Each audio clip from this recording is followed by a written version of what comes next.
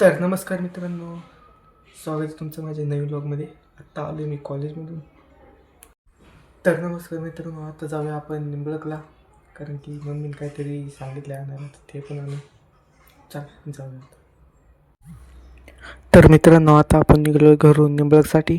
ते बघा असा काही रोड आहे, मध्ये खूप खड्डे बिड्डे आहेत, पण काही नाही, जाऊया दमादमानी, काय नाही होत.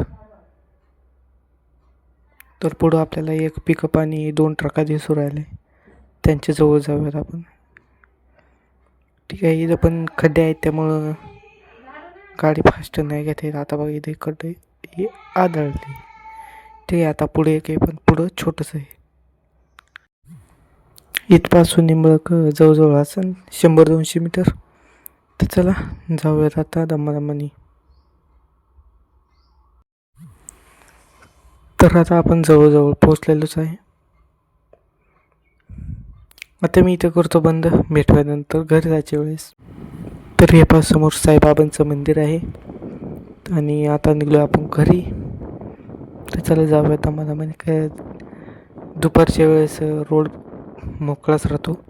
ते रेल्वे गेट पडलेलं असेल त्यामुळे बंद असेल एवढं, कारण की एवढा रोड मोकळा कधीच नसतो.